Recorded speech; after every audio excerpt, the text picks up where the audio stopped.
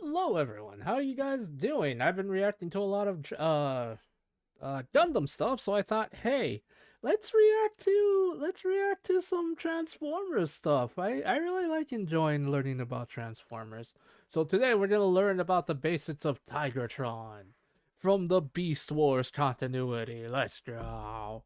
Dude, I love his colors. Like legitimately the green and white. Ooh, it's beautiful. Such pretty colors. Back to the world of Beast Wars once more for this week's episode, as we look at the basics on the heroic Maximal who heeds the call of the wild. Oh yeah. TIGATRON. TIGATRON. The original TIGATRON toy was first released in 1996 as part of the first year of the Beast Wars toy line. A recolor of the Maximal Cheetor, the initial idea for the figure sense. was for it to turn into a regular orange and black tiger, but the finished toy instead used the colors of a Siberian white tiger. Like many early Beast Wars toys, TIGATRON had two heads, a normal robot head and a biomechanical mutant head. Ew. Since Cheetor's package art and photography had showcased him with the robot head, TIGATRON's featured the mutant head to distinguish him. But the robot head was used for his appearance in the Beast Wars cartoon. In the show, TIGATRON began life as an embryonic robot called a protoform, one of many stored in stasis pods aboard the Maximal starship Axalon. Charged with pursuing a gang of Predacon criminals back in time, the Axalon wound up crashing on prehistoric Earth and jettisoned its cache of stasis pods as it fell. One pod landed in the frozen north, where it scanned a tiger to serve as an alternate mode for the protoform within, and brought it online as TIGATRON. However, TIGATRON's identity circuits had been damaged in the crash. In his soul, he felt he was more beast than bot, and so chose to live in the wild with his tiger friend Snowstalker, rather than with the other Maximals at their base. That's a cute Still, name. he remained a reliable warrior and friend, solitary, noble, spiritually connected to nature. He had a rapport with fellow big cat Cheetor, and often worked with Airraiser, with whom he would eventually fall in love. Oh dang. Though famously, this romance unfolded a little differently in the goofy Japanese dub of the series, which reimagined TIGATRON as a samurai and Airraiser as his young male ward, making the Japanese version of the couple the first instance of a gay relationship in Transformers media. Ooh, that's actually kind of cool, especially since I'm pretty sure Japan's not really back then or even still kind of now not that open about stuff, but don't quote me. I don't fully understand how a lot of other places kind of see same sex marriages and couples. I know Russia's kind of bigoted as all fuck. Showcase adventures for TIGATRON in the series saw him discover a floating island created by the mysterious alien race, the Vok. Help the other Maximals learn to control themselves when their beast mode instincts overwhelmed them, and have to deal with Snowstalker's death after she was caught in the crossfire of a battle between him and the Predacon Inferno. The grief-stricken TIGATRON initially vowed he would never fight again, but solemnly chose to take up arms once more when he realized that refusing to fight only left the wilderness he loved open to being further harmed by the Predacons. Poor guy. After TIGATRON's toy was discontinued in mid-1997, he was phased out of the show during its second season, when he and Airraiser were abducted by the Vok and disappeared into space. Well, at least they... he's probably gonna say they were offline, but hopefully they're not offline. Would return after a fashion in the third season in 1999, when the Vok removed their sparks and fused their bodies together to create Tigerhawk, a winged tiger with the power to control the elements, to summon earthquakes, lightning, tornadoes, and more. Two Vok possessed this body and headed for Earth to punish the Predacon leader Megatron for his attempts to alter history. But the aliens were forced out of Tigerhawk by Predacon scientist Tarantulas, allowing TIGATRON and Airraiser's disembodied sparks to fuse into one and retake possession of the body. Reborn as a singular, composite being, Tigerhawk rejoined the Maximals. But sadly, 2 episodes later, Megatron used the firepower of the ancient Decepticon warship, the Nemesis, to destroy him. So basically, because the toy was sold, because they didn't sell the toy anymore, they kind of took him away from the thing, but then they brought him back just to kind of kill him off. Jesus Christ almighty. It's like they offlined him, but like they took the long way around. Tigerhawk's sudden death was because Hasbro had briefly decided to cancel the release of his toy. They changed their minds, but by then it was too late to change the cartoon, and so the Tigerhawk toy wound up hitting shelves several months after the show had already killed off the character.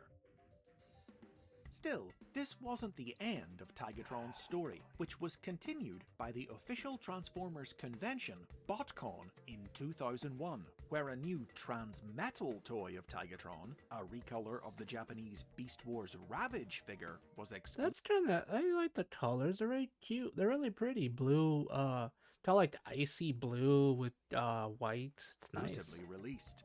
The figure was accompanied by a comic book, which revealed that Tigerhawk's spark had been saved by the Vok after his death. Following the events of Beast Wars, they split the spark back into Tigatron and Airraiser, and resurrected the pair in new bodies to continue the aliens' mission to defend the time stream. Oh my lord. Stories published over the next few years followed the Vok-empowered Tigatron as he opposed the schemes of Tarantulas, then returned to Cybertron and joined the Wreckers to deal with the Quintessons the and Wreckers. Megatron's mentor, Cryotech. Other comics concurrently published by BotCon would also feature Razor Claw, a recolor of the Tigerhawk toy released in the Transformers Universe line in 2003, an alternate universe incarnation of the character who had fallen under the power of the Dark God, Unicron.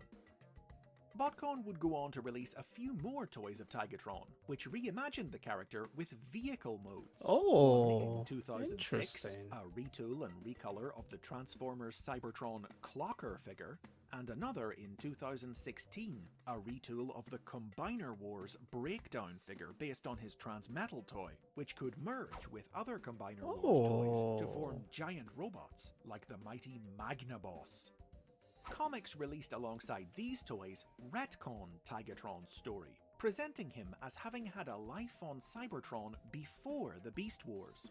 He was depicted as a member of the Maximal Command Security Force on Cybertron, whose body had been fatally damaged when he attempted to stop Megatron leaving the planet, and whose spark had been transferred into a new protoform, saving his life at the cost of all his memories, so as not to conflict with his depiction in the Beast Wars cartoon. Interesting. Outside of BotCon, Tigatron wasn't revisited by new Transformers series very often during these years, with just a few appearances and toys here and there, including a high-end figure in the collector-targeted Masterpiece. Ooh, holy crap, that looks so beautiful. Damn. Look at that.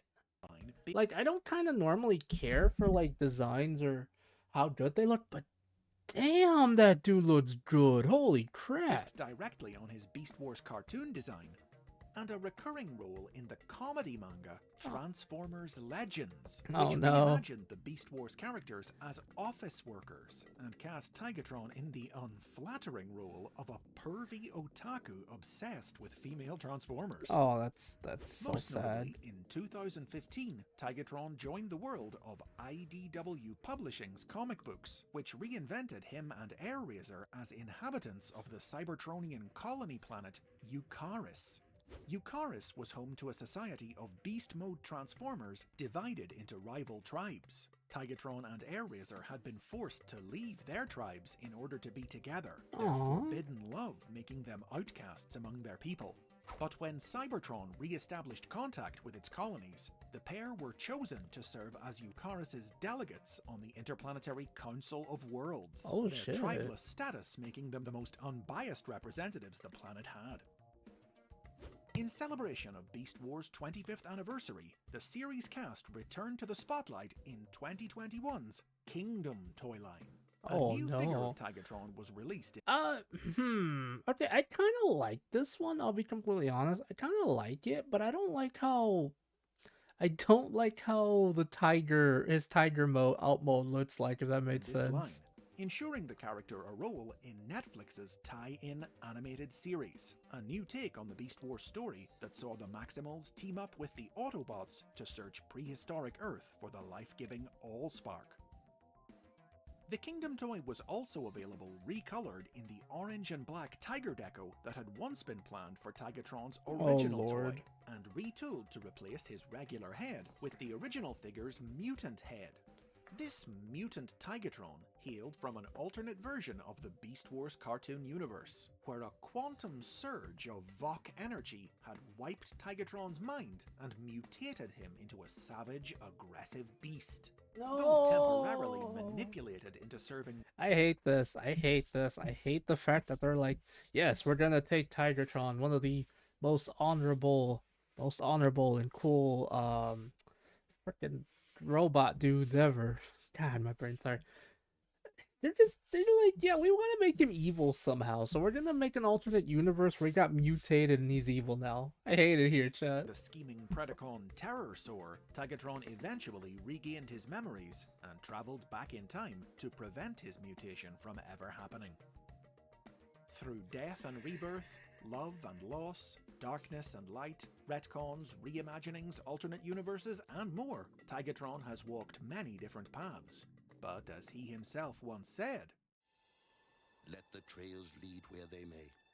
I will follow. God, I love him. and those are the basics on Tigatron. If you've enjoyed this dive into Transformers history and lore, don't forget to click the like button and subscribe for more. And remember to click the bell to be notified about future episodes, or get early access to new videos by supporting the series on Patreon. Yep. Guys, if you like this kind of content, do like, comment, subscribe. Let me know. Make sure to check out please, for the love of God, check out subscribe and check out Chris McFeely. Without him, we wouldn't be able to learn about Transformers the way I do. I mean, I've literally learned a lot about Transformers thanks to him. So yeah, if you guys like this kind of content, do like, comment, subscribe. I love you all. I will see you all later. Stay safe. I'm going for a walk now before it gets any later than it is, because it's cold today. Which doesn't make sense because it's supposed to be spring, but yet it's so cold. God. I hate it here, chat. Bye.